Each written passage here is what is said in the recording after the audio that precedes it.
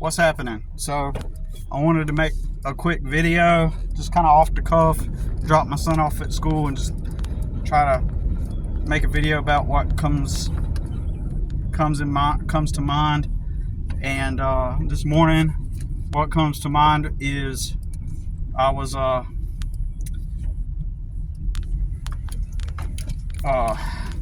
thinking about like how I attract a lot of narcissists or people that want to take energy, or I make them feel a certain type of way. And there's different types of people I attract because I don't know if this is going to be helpful to anybody, but I mean, I'll definitely try to. I'm just sharing my experience. So the thing is, I don't meet people like me. Like, I don't even meet people like me. I never met people in my situation. Like, I believe it seems like my situation is kind of anomalous, kind of different than the majority of situations. Like, and believe me, I don't mean that as a flex. I'm just saying it just is what it is. But I attract people that that try to like psychologically compete with me. I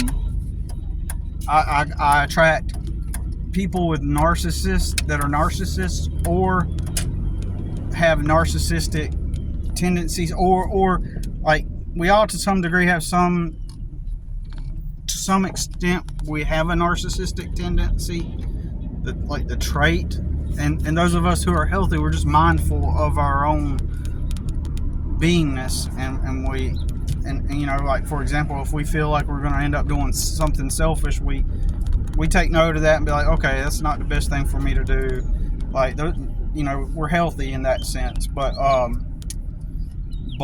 some people are okay. They're kind of unaware of what they're doing, and so why you know, I attract people like that, and I attract people that want to get an ego boost from offering me wisdom and advice on life.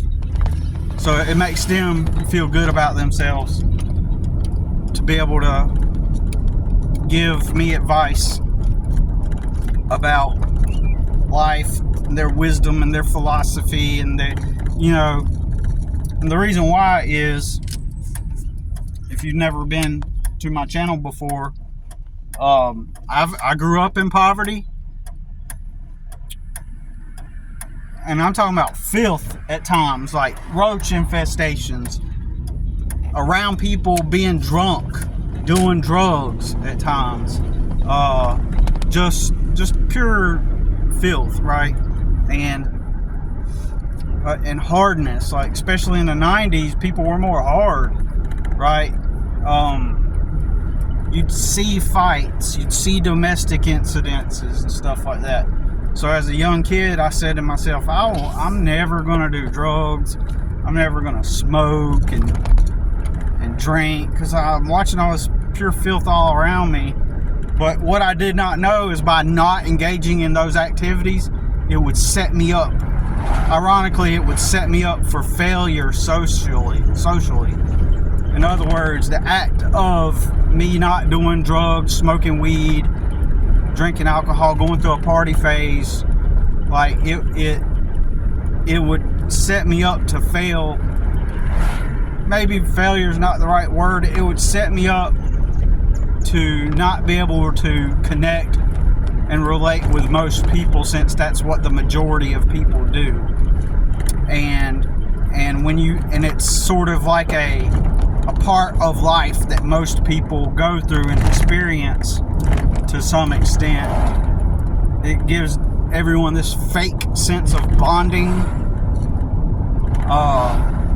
In my opinion, they deliberately have done it that way to make you think that you're going through a rebellious phase, because it's all a part of the behavioral ritual that they want you to experience. Like, they want you to go through that phase and have that fake sense of bonding with everyone around you through chemical substances, and then everybody does that, and it's a long explanation as to why I believe that they want you to go through that party phase, and everybody just treats it like it's normal. Strangely, everyone treats it like it makes you unlike the rest, makes you a rebellious person, like that the act of doing those things are rebellious when they're not. And and so years later, if you're at a job somewhere and you say that you never smoked weed or never did drugs or never got drunk drinking alcohol and party, like, that will effectively make you a weird person in the majority of people's minds. Like, man, everybody does that. And at the same time, everybody pretends that it's only a select few people, the rare few of the society. They'll rebel. They're smoking. They're drinking. They're doing the drugs. Like, they're different, And man, those rebellious people, as if they're like this tiny fractile segment of the population that rebelled and did the weed and the drugs, and it's just not true. It's just so. And the reason why people play that kind of ignorant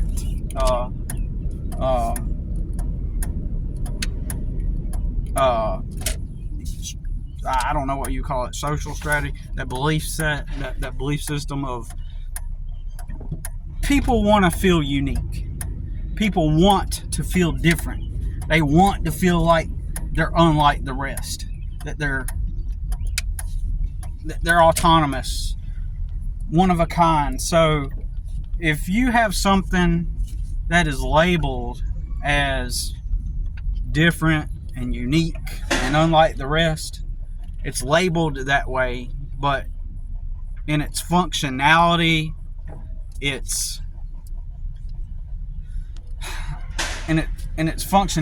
actually makes you a conformist, right?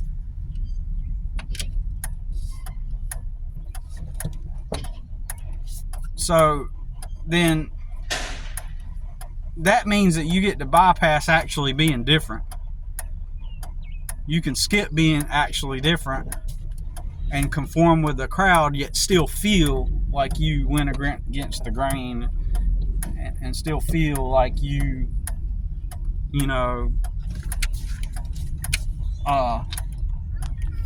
chose this unique path that nobody else took, or only the few people took. So that's why people want to go, and that's why they go through that phase. Well, number one, they go through it because they want to fit in. Number one, 90-something% of people, the first time you picked up a cigarette, took a drag, or tried it, you did it because you wanted to fit in. And this might offend people, but it means that you were weak. You were a weak person. And so at some level, people know that they conformed, even though it's labeled as different and rebellious. At some level, they conformed, and they don't want to admit it. They don't want to acknowledge that, yeah, I did it because I just wanted to fit in, and I was a conformist. They don't want to be labeled as someone that was susceptible to following the crowd and wanting to believe that they were autonomous and independent, and it's just what I'm saying. It's just, and so that will offend people. It will offend people because they and so that's why when you're in a crowd of people at a party, because I've been in these environments, when people figure out that you don't smoke and do the drugs like they do, their eyebrows raise. They start treating you like you're someone to be leery of, that you become suspicious, but it makes them feel inferior because they'll be like, "Oh, you think you're better than everybody else." Oh, I mean, I'm telling you, it will make people not like you. So, so this will set you up. If you don't do those things, it will set you up to be considered an oddball. And people don't want to hear that because effectively, I'm saying you were a follower. You were a follower. You were weak. People don't like to hear that. And at some level, they actually feel that way, especially the younger people, you know. But it doesn't matter what age. If you go clock in at your warehouse job and everybody starts to reminisce about the old days when they used to smoke, do the drugs and all the stuff.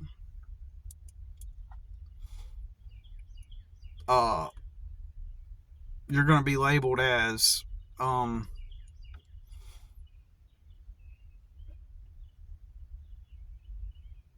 weird, as kind of lost my train of thought. I'm sitting right in front of the police department. Okay,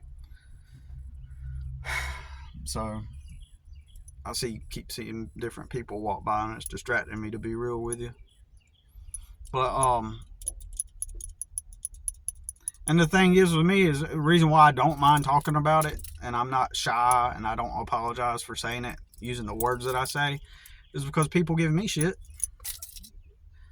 They can freely talk about how people that don't smoke and go through the phase think they're better than everybody else.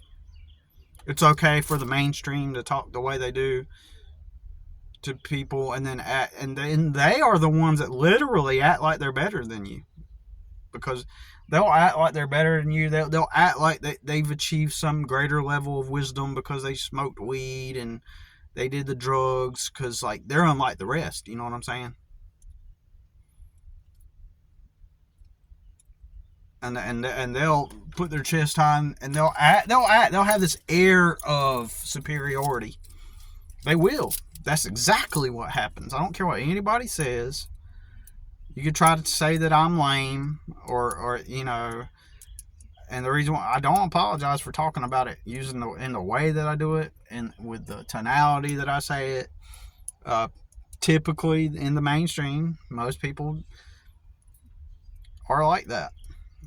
They think they're better than you. They got some greater wisdom because they put something up to their lips that had some smoke coming from it, and all the other people saw them do it, so now they're cool. And by them inhaling some smoke and then blowing it out from a piece of leaf or whatever, then that makes them wise, and they're cool. And plus also Cheech and Chong and the 1960s, and you know, like, it might have been rebellious in the 1960s to smoke weed. Ooh, so different, right? But that was 60 years ago, wasn't it? That was like, what, 70, 60 or 70 years ago. That's a lifetime ago when that was a rebellious thing. Now it's just part of the mainstream. You got that ugly girl, Lana Del Rey. Her whole brand is around smoking cigarettes, as if it's like cute.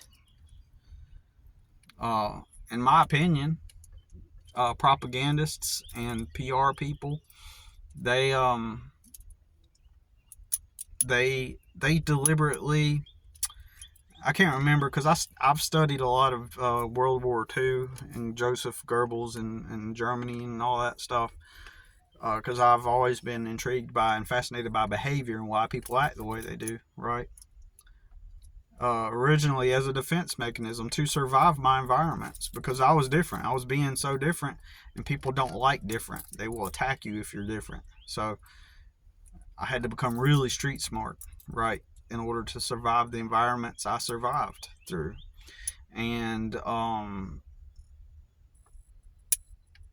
so not only did I have to be aware of human behavior and perception, I also had to not just be aware, but also navigate it in real time through real experience, through reading people at a subtle level, at a subsurface level, read the subtext, read between the lines, understand the behavior, why people act the way they do, and where it comes from, where it originates, etc.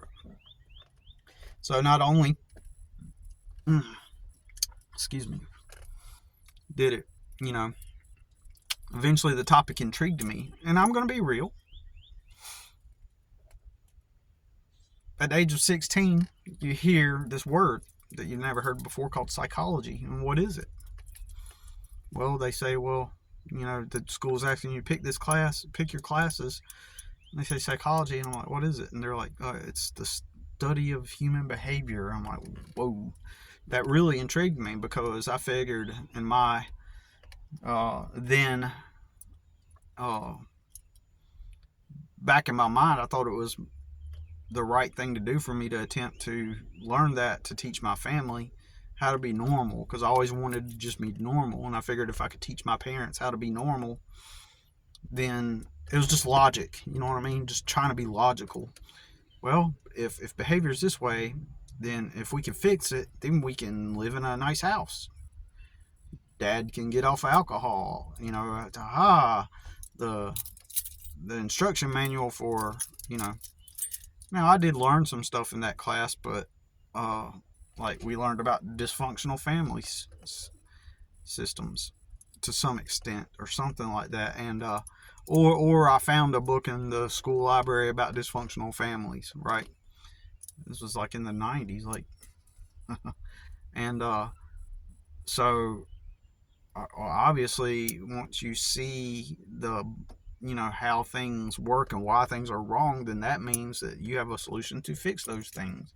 So I lived in a general torment, you know, in general, a general daily torment, a weekly torment, an endless hell realm as a teenager, and at throughout moments in my childhood, and then as a teenager, it just got worse and worse. Life just got worse and worse. I didn't understand anything. No education, no knowledge, no mentors, no men that could lead the way. To be fair, my dad was a victim of Vietnam, of the government drafting people into Vietnam and psychologically damaging them. In retrospect, I can see that, and yeah, his family was very. There were some alcoholics already on his side of the family, so they come from rough. It was kind of a rough and tough type of family. My dad ended up being like a platoon sergeant, you know, and my understanding, I talked to somebody one time that you know, he was in the 101st Airborne and 82nd Airborne, and he had and one man from that had been in Vietnam was explaining to me my dad may have had like 27 or so, something like that, people under him. And then my dad got shot in Vietnam. He witnessed like kids getting blown up by the enemy, you know, and like, you know, them like sending, like they would strap a bomb to a woman or a child and send them to the into the American camp. They wouldn't know it, and the kid would have a bomb on the kid, and then the kid would blow up and kill the soldiers. Like, so my dad would have nightmares and stuff. But anyways,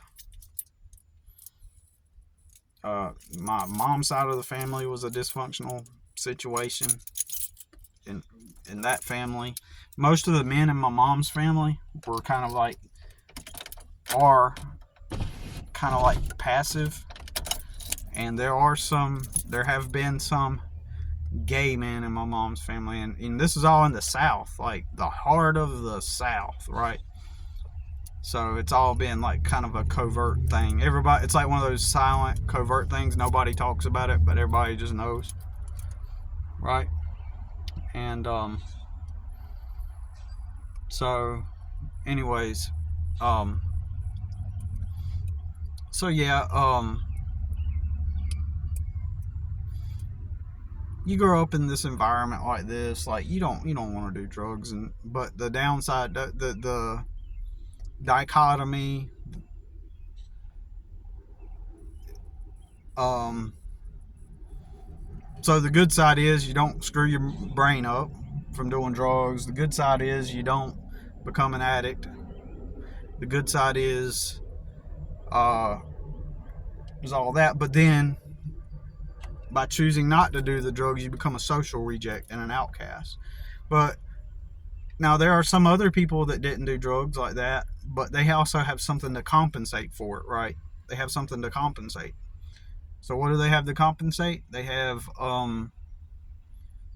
money. You know, they might live in a nice neighborhood with parents that are functional and they work their jobs and live life relatively normal. But you take a kid from a trailer park with no social connections, no support system, no network, no cushion to fall on, then you get and he doesn't do drugs. Now you got a real social outcast. Doesn't party, doesn't smoke the weed.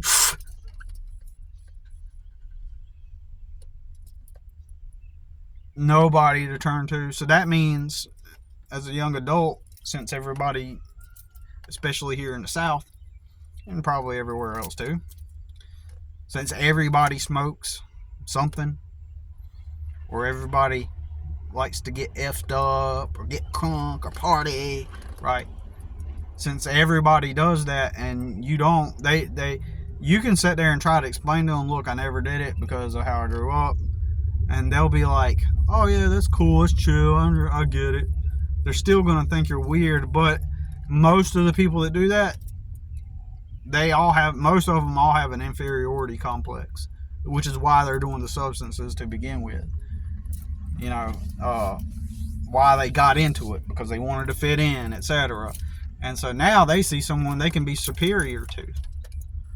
So now they got all the wisdom, because you know they put some smoke in their lungs, so now they got all the wisdom, right?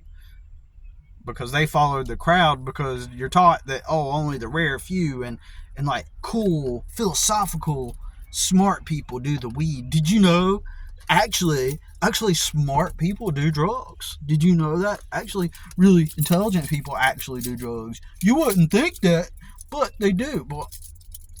Well, actually, that might be true, but they try to make that out to mean that, like, since smart people do all the drugs, then they try to make it out and sound like then that therefore that means that people that do drugs are smart, and now they got the wisdom and as such, and you're a poor person, right?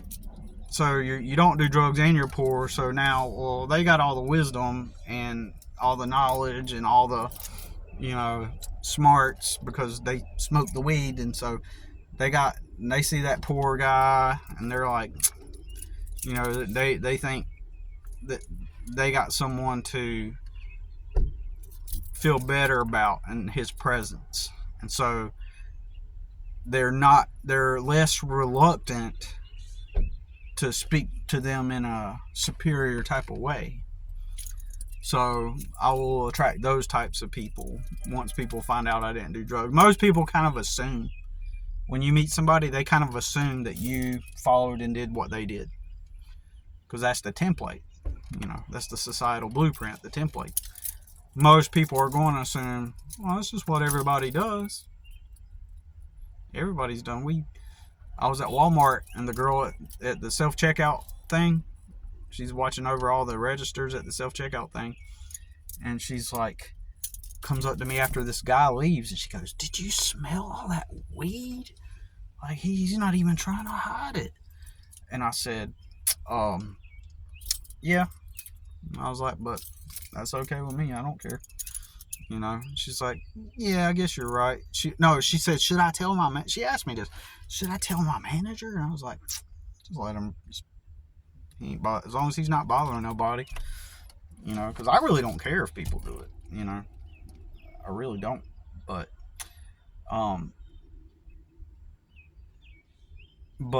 she was like, well, yeah, I guess you're right. She was like, plus everybody's done it. You know, and so that really did happen, right? She's like, everybody's at least tried it. That's what she said. But notice how she says that. She's aware of this. But simultaneously, people will act and pretend like it's only the rare few, right? The rebellious ones, right? Unlike the rest. So anyways, being a poor guy that doesn't have connections and resources, people just assume that you're stupid. People just assume all this stuff and that you're ignorant to reality and you're ignorant to life because, you know, you don't fit in with nobody. And so you become like this blank slate. You become this blank slate that people feel that they can project onto, right? Because you're not living up to, in my life, I'm not living up to any kind of archetype. Like I'm not fitting into any social role that seems like it's normal. I'm just this blank slate that people can project onto because I don't have a normal life. I've never owned my own house. I've barely even rented places in my life, like barely. I've never only a small handful of times I've ever had my own place. The jobs I've worked never paid me enough to ever live on. And I don't like wording it that way because there's no such thing as getting paid at a job working for somebody else. There's no such thing as getting paid to live on because your job is your life. That job is your life. And any time that you're not clocked into that job, that small segment that you get of your free time, if you want to call it that, is time that is time that you have some liberty, but technically you don't really. But you know, your job is your life because the majority of your time is spent there, and your mental exertion, even if you're off the clock and at home, your whole world is centered around that place. And that's where you live. So you don't work so that you can live, because it's not like you do this like little bit of work and then you live all this life. No. So that's not the way it works. Unless you really like that job. Now, that little segment that you do get is part of your life, but it's not living your life. Your job is your life, whatever that is. Most people don't want to hear that, but it is what it is, and I'm not going to back down or apologize. And we're going to talk about the real world functionally for what it is. We're going to speak in terms that express and convey the true reality of what the world is and how it works. We're not going to dilute it. We're not going to lie. We're not going to speak from within the framework of the template that we've been taught. So anyways, I think I'll stop the video here, but it seems like I'll get into it in another video, but it seems like I attract people that act like they got all the wisdom, right? And they act like they want to, it's like they got all the wisdom, and they got all the knowledge. There's people that try to outperform me, like they see that I'm just poor, short old Billy, and I'm trying to start my own business and I already got customers. I've had people try to compete with me for no reason. It's like there's no reason, right? And I can tell that's what they're doing. And I attract people that tend to attempt to exert control and power. I attract circumstances like that because I don't have leverage, right? yet, at least right now. But and so I'll attract people that uh, that feel that I'm weak, and in comparison they're strong, and they've got like a better grasp on life than I do, and a greater wisdom. And so so they're going to be my teacher. They're going to volunteer to teach me all the life lessons and the wisdom that I don't know because I'm poor. And obviously, if I knew anything, I would have my own place. I'd probably have my own house. But since I'm poor and I don't have my own place and I don't make enough money to live on, then obviously I must be someone that needs to be taught a life lesson to get me back up to where I need to be. I tend to have attracted a lot of Christian men over the years who they'll see that, and then it's like, oh, it's because you need Jesus. He really needs Jesus. And so what they'll do is they'll be like, well, he needs Jesus. And so then they'll try to ask me, do I know the Lord? And then if I let the conversation happen, they will then perceive that this happened in the past. I try to avoid this now because I see where it leads to now. But they'll try to teach me, like they'll realize that I used to be a Christian. Once they realize that, they'll be like, oh, well, you just didn't do it right. And so I'm going to show you the right way. I'm going to be your mentor and lead you back to Christ, and I'm going to keep praying for you. And they'll want to pray with me, and they'll want to like have these conversations and pray and try to lead me down the right path so that I can learn the actual right way to. One guy even told me that because of that I did everything right, and the only thing I did not do right is, so basically saying that I wasn't really saved. And I did everything else right except for in Romans 10:9 and 10, it says that if thou shalt confess with thy mouth the Lord Jesus and believe in your heart that God has raised him from the dead, thou shalt be saved. And he said, I know what it is. When you got saved, did you say it with your mouth? Because Romans 10 says you got to say it with your mouth. Did you vocally say it? And I was like, yeah. He was like, I don't know, man. I believe you didn't. You probably didn't. Because the Lord would be blessing you.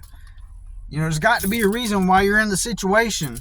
So it's where people are trying to analyze and dissect my poverty and try to point at the cause of what has led up to the poverty, or the continuation of the poverty. They're trying to figure out what led to it, or why I'm still in that position. And so they're trying to point to all these causes that are not the causes. And some people, like those Christian dudes, they want to pretend they want to believe that the cause is because I didn't give my life to the Lord, or that I'm subject to Satan's influence, etc. It's so delusional. There's actually a real cause and effect as to why I was never able to afford a place of my own, or never got raises, or whatever. There is causes, or there is a cause as to why I never had my own place and never got grounded, never got established. There is a cause, and people, it's hard for them to wrap their brains around this idea. What it is most people have a support system or a safety network. The way it works in general is most people have a place that they can live until they save their money, and then they move out. And then it might be with roommates, it might be on their own, depending on the circumstance. Someone that's highly privileged will live with mom and dad, save their money, and then transition out, and boom, they've got their own mortgage, right? Because they upper middle class maybe. Then there are other people that they live with mom and dad, they save their money, and then they go get roommates, and then they go to college, and then they save their money, and then they eventually get their job.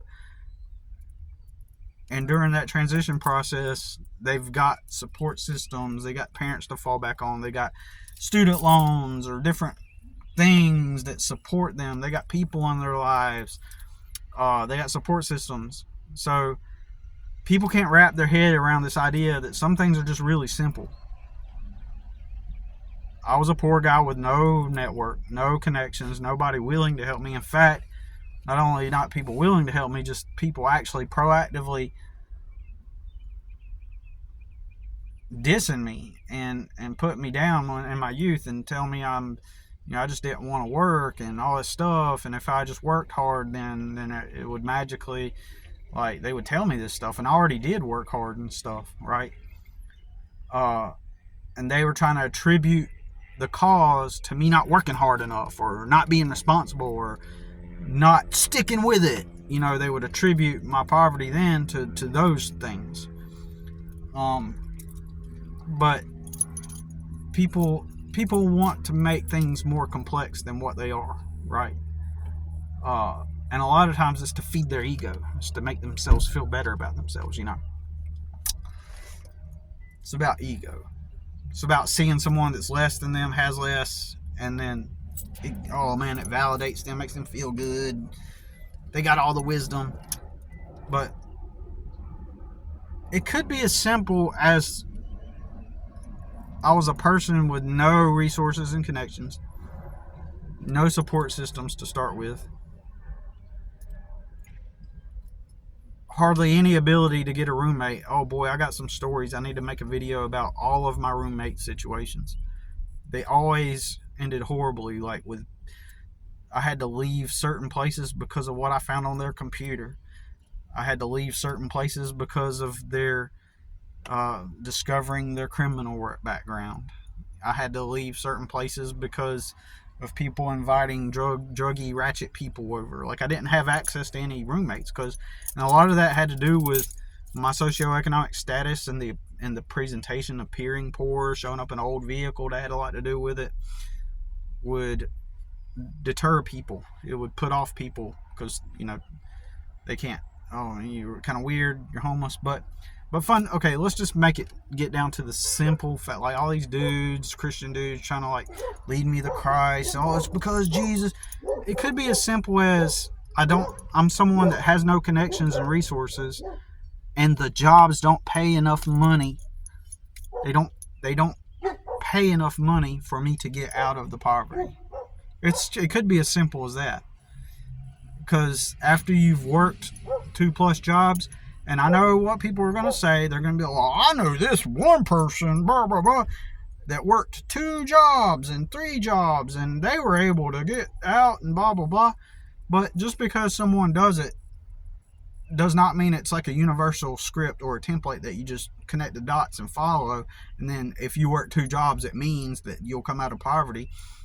Even working 2 jobs did not bring me out of poverty. But in my case also, I got attacked by my son's mom. She leveraged and used the government to attack me and strip me of any financial resources, a little bit later in life. And then the government itself attacked me and created fraudulent cases against me. And I spent the greater part of 15 years in fighting legal battles and against cops in my face, against social workers, against corrupt judges in family courts.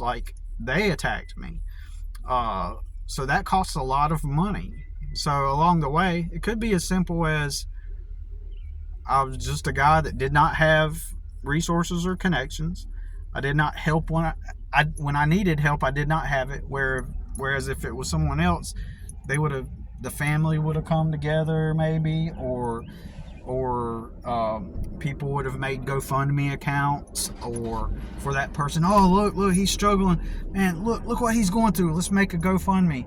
Hey, what do you need? I might know somebody that knows an attorney, typically, and I've watched other people get help during those situations, or they were already in a position to where when their problem came, they already had, due to their pre-existing roots, their pre-existing predisposition, their already established predisposition in life, where one guy, he had a business, he went through a divorce and went through all the family court stuff too, except by the time that happened to him, he already had lived with his parents, and then he saved up his money to where he could live life and grow his business.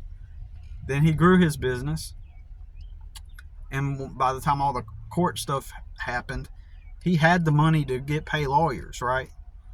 I've known bunches of cases. It could be as simple as a person needs a support system most of the time. There's no universal script or formula. It could be as simple as I didn't have a support system or support network, and the jobs just didn't pay enough to live on. The jobs didn't pay, even if I worked 2 jobs, they didn't. The amount of money given to me in exchange for the labor did not result in having enough to. And people will say, well, take that extra money, save some money. People will say that, right? We'll just save some money, right? And so the problem with that is they can't comprehend that when you're working those 2 jobs like that and you're not saving any money. There is no money left over. You pay your expenses, you pay for your needs, and then you don't have any money. So you wait. You do try to find some side jobs so you can afford to pay for gas to come to your main job. There's no money left over. There's no money to give to somebody. There's no physical cash. We'll look for a better job, right? We'll look for a better job. So you spend 20 years looking for a better job, and none of them during the 20 years pays you enough to live on. Whereas if you had been living with mom and dad, you would have been able to save all your money. And that job that didn't pay enough, by the time you saved all your money up, by the time that job gives you enough raises to live off of, now you can move out of moms and dads and stay working there and then just maintain that lifestyle that you were given, right? It could be as simple as the jobs didn't pay enough to live on, to make any progress. Simple.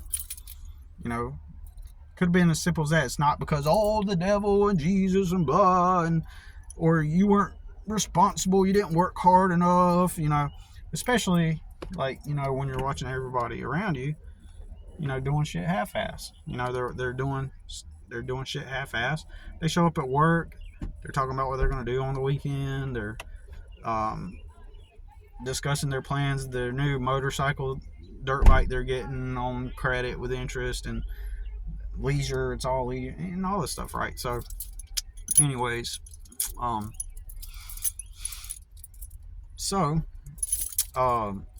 that's it. It could be really simple. It could be really simple as I'm someone with no support system, and these jobs working for other men just don't pay enough to create any kind of result. Could be that simple. But I was ignorant then. And had I known what I knew now, I would have never went to work for somebody else in my situation. It was not a formula. It was not a solution to the problem. From a practical sense, not from an idealistic, from a societal or conceptual sense, but from a logical and practical sense, the act of applying for those jobs and working there would not produce getting ahead or any kind of freedom at all. So anyways, those are my thoughts about it, and we'll talk soon. You got to work for yourself, even if you have been blessed with privilege, and the best way forward is real freedom, and real freedom is working for yourself in some capacity, having your own business, being self-employed. That is the real freedom, because you do the work itself is the freedom. All right, y'all, thanks for watching or listening. Peace. Talk to you soon.